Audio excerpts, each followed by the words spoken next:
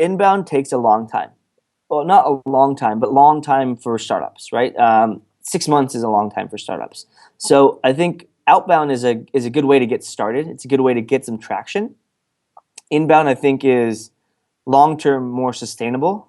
Long term, there's more value. There's branding and all that things that come along with the along with inbound.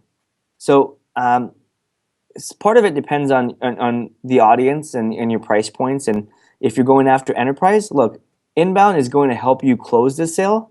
It's going to help you maybe even identify the lead and get the lead and definitely help nurture it.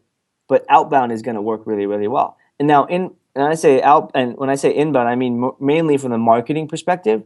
Inbound sales is another story, and I think that inbound marketing and inbound sales works really, really well together.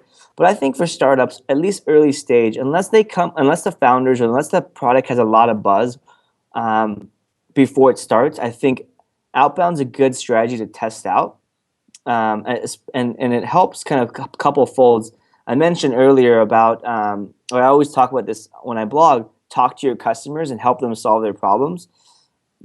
Most founders don't know what that actually means until you talk to 100, 200, 500 customers, or even potential customers that you're trying to sell your product. So if you really want to get bold, go as a founder or early employee, go and talk to your customers and figure that out. I think that's why outbound is very, very powerful.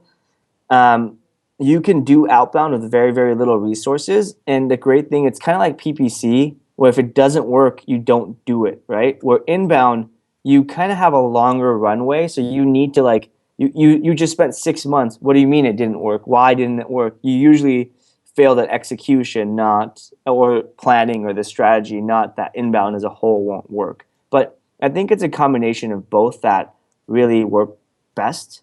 But also, if you want to do inbound, also have a sales team to kind of help close deals. But it depends on the deal size. If you're talking enterprise, anything above like $500 or $500 a month or higher, like on the SaaS side, you definitely want to have at least some sales service, because self-service is not always going to work the best.